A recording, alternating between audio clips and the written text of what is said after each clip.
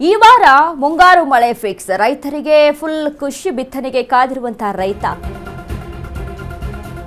ಈ ವಾರ ಮುಂಗಾರು ಮಳೆ ಫಿಕ್ಸ್. ರೈತರಿಗೆ ಫುಲ್ ಖುಷಿ. ಬಿತ್ತನೆಗೆ ಕಾದಿರುವ ರೈತ ಎಳೆ ತಂಪಾಗಿಸಲು ವರುಣ ಸಿದ್ಧರಾಗಿದ್ದಾರೆ. ವಾರಾಂತ್ಯದಲ್ಲಿ ವಾಡಿಕೆಯಂತೆ ಮುಂಗಾರು ಮಳೆ ಆಗಮನ. ಮೇ 22ಕ್ಕೆ ಬರಬೇಕಿದ್ದ ಮಳೆರಾಯ ಆದ್ರೆ ಮೇ 17ಕ್ಕೆ ಎಂಟ್ರಿಯನ್ನ ಕೊಡ್ತಿದ್ದಾನೆ. 5ರಿಂದ 6 ದಿನ ಮುಂಚಿತವಾಗಿ ಆರಂಭಿಸಲಿರುವ ವರುಣ ಮೇ 17ರಂದು ಅಂಡಮಾನ್ಗೆ ಎಂಟ್ರಿ ಕೊಡುವ ಮುಂಗಾರು. ದಕ್ಷಿಣ ಬಂಗಾಳದ ಉಪಸಾಗರ, ಅಂಡಮಾನ್ ಸಮುದ್ರ, ನಿಕೋಬಾರ್ ದ್ವೀಪಗಳಿಗೆ ಮುಂಗಾರು ಆಗಮಿಸುವ ಸಾಧ್ಯತೆ. ವಾಡಿಕೆಯಂತೆ ಮೇ 22ಕ್ಕೆ ಅಂಡಮಾನ್ ಪ್ರವೇಶಿಸಬೇಕಿತ್ತು. ಆದರೆ ಈ ಬಾರಿ ಸುಮಾರು 5ರಿಂದ 6 ದಿನ ಮುಂಚಿತವಾಗಿ ಎಂಟ್ರಿಯನ್ನ ಕೊಡ್ತಾ ಇದ್ದಾನೆ. ಜೂನ್ 1ರಂದು ಕೇರಳಕ್ಕೆ ಈ ಮೂಲಕ 4 ತಿಂಗಳ ಮಳೆಗಾಲ.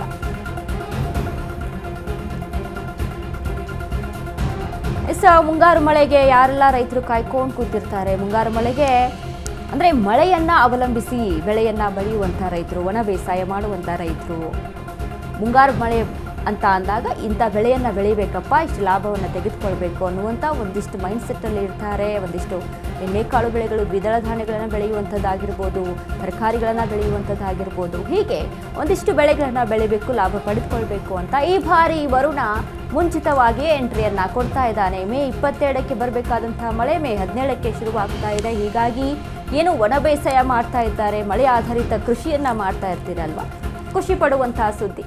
ವಾಡಿಕೆಗಿಂತ ಹೆಚ್ಚು ಮಳೆ ಆಗುವಂಥ ಸಾಧ್ಯತೆ ಇದೆ. 5ರಿಂದ 6 ದಿನ ಮುಂಚಿತವಾಗಿ ವರುಣ ಎಂಟ್ರಿಯನ್ನು ಕೊಡ್ತಾ ಇದ್ದಾರೆ. ಹೀಗಾಗಿ ರೈತರು ಖುಷಿಯಾಗಿ ಬೆಳೆಯನ್ನು ಬೆಳೆದು ಲಾಭವನ್ನು ಪಡೆದುಕೊಳ್ಬೋದು, ಖಾರಿಫ್ ಬೆಳೆಗಳನ್ನು ಬೆಳಿಬೋದು.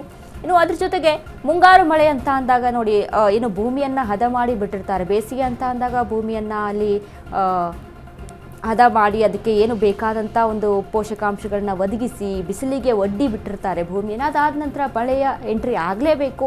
ಈಗ ಹಲವಾರು ಒಂದಿಷ್ಟು ಮಾಹಿತಿಗಳು ಕೇಳಿ ಬರ್ತಾ ಇತ್ತು ಹಿಂದೆ, ಯಾಕಂದರೆ ಈ ಬಾರಿ ಮಳೆಯ ಪ್ರಮಾಣ ಕಡಿಮೆ ಆಗುತ್ತೆ ಅಂತ. ಬಟ್ ಈಗಿನ ಹವಾಮಾನ ವರದಿ ತಿಳಿಸಿರುವಂತಹ ಪ್ರಕಾರದಿಂದಾಗಿ ಮಳೆ ಹೆಚ್ಚಾಗಿ ಆಗುತ್ತೆ ಅನ್ನುವಂಥದ್ದು. ಒಂದು ಕಡೆ ಆಲಿಕಲ್ಲು ಮಳೆಯಿಂದ ಒಂದು ಕಡೆ ರೈತರು ಈಗಾಗಲೇ ಕಷ್ಟವನ್ನು ಅನುಭವಿಸಿದ್ರು. ಆಲಿಕಲ್ಲು ಮಳೆ, ಬಿರುಗಾಳಿ ಸಹಿತ ಮಳೆ ಆಗಿದ್ದರಿಂದ ಹಲವಾರು ಬೆಳೆಗಳು ನಾಶ ಆಗಿತ್ತು. ಇದೆಲ್ಲವನ್ನ ಕೂಡ ಮರೆತು ಈಗ ಮತ್ತೆ ರೈತ ಕೃಷಿಯನ್ನು ಆರಂಭಿಸೋದಕ್ಕೆ ಮುಂಗಾರು ಮಳೆ ಒಂದು ಪುಷ್ಟಿಯನ್ನು ಕೊಡ್ತಾ ಇದೆ. ಮುಂಗಾರು ಮಳೆಯಲ್ಲಿ ಹಲವಾರು ಬೆಳೆಗಳನ್ನು ಬೆಳೆಕೊಂಡು ದ್ವಿದಳ ಧಾನ್ಯ, ಅಲ್ಪಾವಧಿ ಬೆಳೆಗಳು, ಹೀಗೆ ಒಂದಿಷ್ಟು ಬೆಳೆಗಳನ್ನು ಒಣ ಬೇಸಾಯಗಾರರು ಯಾರು ಇರ್ತಾರಲ್ವ, ಮಳೆಯನ್ನು ಆಧರಿಸಿ ಕೃಷಿಯನ್ನು ಮಾಡುವಂಥವ್ರು ಯಾರು ಇರ್ತಾರಲ್ವ, ಈಗ ಕೆಲವೊಂದು ಜಾಗಗಳಲ್ಲಿ ನಾವು ಗಮನಿಸ್ಬೋದು ಬೋರ್ವೆಲ್ ಇದ್ರೂ ಸಹಿತ ನೀರು ಬರ್ತಿರೋದಿಲ್ಲ. ಯಾಕಂತ ಅಂದರೆ ಮಳೆಯ ಪ್ರಮಾಣ ಕಡಿಮೆ ಆಗಿರುತ್ತೆ, ಮಳೆ ಇರೋದಿಲ್ಲ.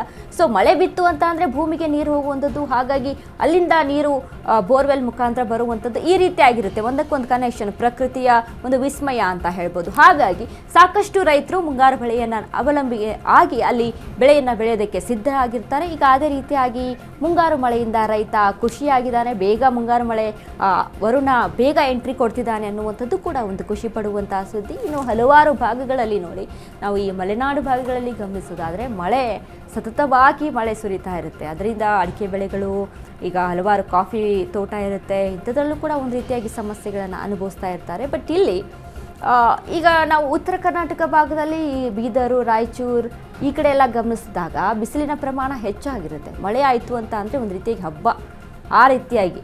ಹಾಗಾಗಿ ರೈತರು ಸಹಿತ ಮಳೆ ಆಯಿತು ಅಂತ ಅಂದರೆ ಮಳೆ ನೀರು ಶೇಖರಣೆ ಮಾಡಿ ಇಟ್ಕೊಳ್ಳುವಂಥದ್ದು, ಬೋರ್ವೆಲ್ಗೆ ನೀರನ್ನು ಮತ್ತೆ ಹರಿಸುವಂಥದ್ದು, ಈ ಕೃಷಿ ಹೊಂಡಗಳನ್ನು ಮಾಡ್ಕೊಳ್ಳೋವಂಥದ್ದು, ನೀರನ್ನು ಸ್ಟಾಕ್ ಮಾಡಿ ಇಟ್ಕೊಳ್ತಾರೆ. ಮಳೆ ಜಾಸ್ತಿ ಆಯಿತು ಅಂತ, ಮಳೆ ಪ್ರಮಾಣ ಹೆಚ್ಚಾಯಿತು ಅಂತ ಅಂದಾಗ ಅದೇ ನೀರನ್ನು ತೆಗೆದುಕೊಂಡು ಕೃಷಿ ಮಾಡೋದಕ್ಕೆ ಮುಂದಾಗ್ತಾರೆ.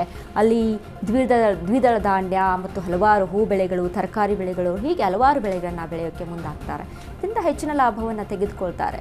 ಹಾಗಾಗಿ ಮುಂಗಾರು ಮಳೆಯಿಂದ ರೈತನಿಗೆ ಖುಷಿ ಪಡುವಂಥ ಸುದ್ದಿ.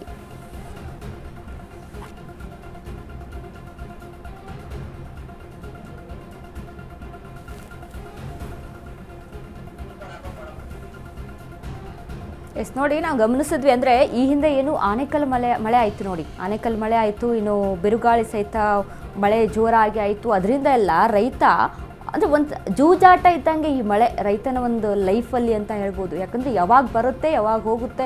ಈಗ ಬೆಳೆ ಚೆನ್ನಾಗಿ ಬರೋದು, ಇನ್ನೇನು ಫಸಲು ತೆಗೆದುಕೊಳ್ಬೇಕು ಅನ್ನುವಂಥ ಟೈಮಲ್ಲಿ ಸಿಕ್ಕಾಪಟ್ಟೆ ಮಳೆ ಸುರಿದು ಅಲ್ಲಿ ಹಾನಿಯಾಗುವಂಥದ್ದು. ಅಂದರೆ ರೈತನಿಗೆ ಯಾವಾಗಲೂ ಈ ಪ್ರಕೃತಿಯ ಜೊತೆಗೆ ಹೊಡೆದಾಟ ಇದ್ದೇ ಇರುತ್ತೆ, ಅದರಲ್ಲಿ ಮಳೆಯ ಜೊತೆಗೆ ಹೊಡೆದಾಟ ಇದ್ದೇ ಇರುತ್ತೆ.